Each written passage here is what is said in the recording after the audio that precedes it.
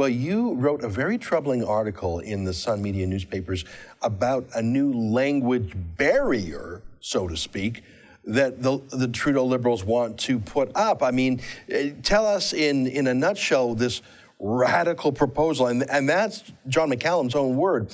What is this radical proposal he wants to bring into our immigration laws that was never in any campaign platform?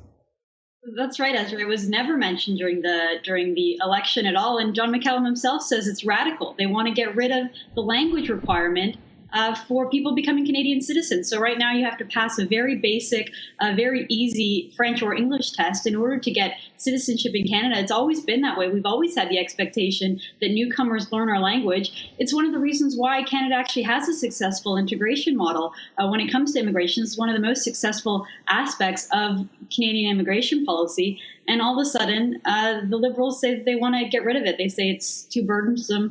We don't know the details exactly. John McCallum just sort of hinted that it's coming within the next couple of weeks, and that some of his Liberal MPs are complaining that their constituents think it's too burdensome to learn a little bit of English or French in order to become a citizen. So what McCallum and Trudeau are suggesting is that a person who doesn't speak a single word of French or English can now become a Canadian citizen. It's outrageous, Ezra. I couldn't believe it when I heard it. It is incredible. I mean, being a citizen should not be burden-free. I mean, you shouldn't be a slave to the state, but if you come to our country, we have 2 official languages, and you know, I'm so sorry that someone would be asked to go through the burden of learning one of our languages. Hey, tell you what, don't go to the burden, go to another language. Go to another country where they don't ask you to speak English and French. I don't know what those countries are. Maybe it's Europe. But that's the thing, Candace, if you look at countries that have no burdens,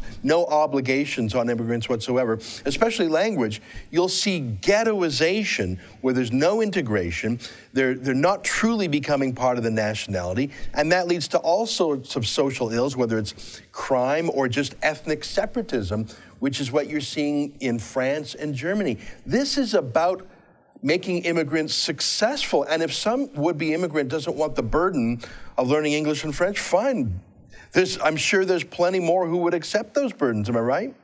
Right, then don't come. I mean, we're ultimately doing a disservice to these newcomers if we tell them not to bother learning French or English. It's a very important part of the integration process in order to ensure that future generations are successful here in Canada. Exactly what you're talking about, official multiculturalism, the cult of official multiculturalism.